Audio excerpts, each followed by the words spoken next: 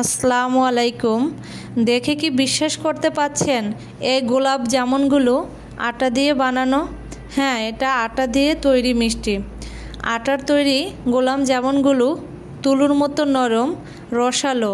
এই মিষ্টিগুলো দেখে খেয়ে কেউ বিশ্বাস করতে পারবেন না যে এই মিষ্টিগুলো আটা দিয়ে তৈরি করা হয়েছে। আটার তৈরি মিষ্টি এতটা নরম এবং রসালো হয়, এটা না বানালে বুঝতে পারবেন না।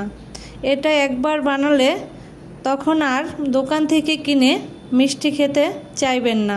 এই মিষ্টিটা তৈরি করার জন্য আমি নিয়েছি 1 কাপ আটা, 1 কাপ গুঁড়া দুধ, ছোট চামচের 1 চামচের 3 ভাগের 1 অংশ নিয়েছি বেকিং সোডা। এখানে বেকিং পাউডারটা দিতে যাবেন না। তারপর এখানে দিয়ে দিয়েছি 2টা এলাচের দানা গুঁড়ো করে, যেহেতু আটা দিয়ে বানাচ্ছি যাতে আটার গন্ধটা না আসে। এখন শুকনো উপকরণগুলো হাত দিয়ে ভালোভাবে মিশিয়ে নিলাম। এখন 1 চামচ ঘি দিয়ে উপকরণগুলো হাত দিয়ে এভাবে ঘষে ঘষে মিশিয়ে নিতে হবে।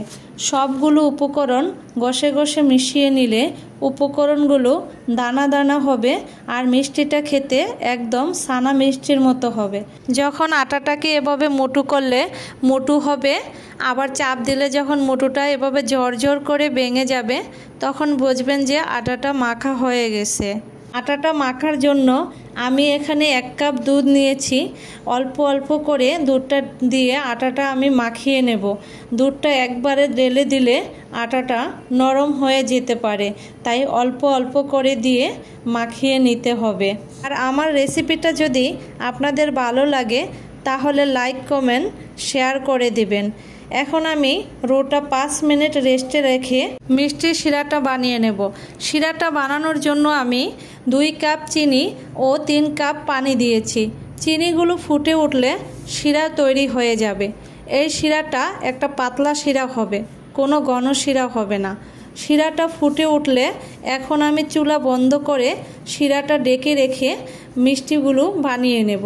মিষ্টিগুলো বানানোর জন্য মিষ্টির রোটা আমি হাত দিয়ে ঘষে নরম করে নিলাম।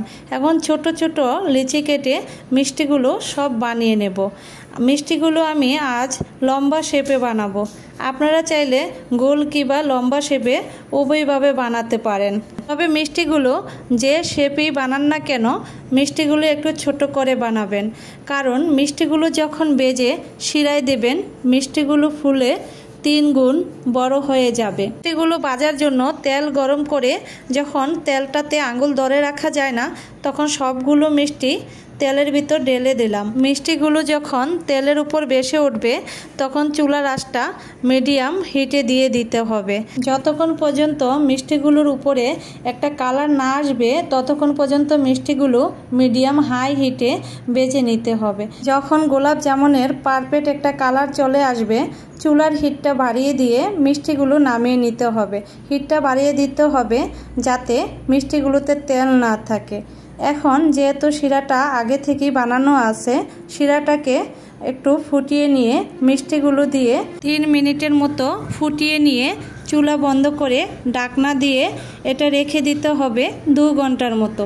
2 ঘন্টা পর দেখেন মিষ্টিগুলো রস খেয়ে একেবারে রসালো এবং তুলতুলে হয়ে গেছে। মিষ্টিগুলো দেখতে যেমন সুন্দর, খেতেও তেমন সুস্বাদু হয়েছে।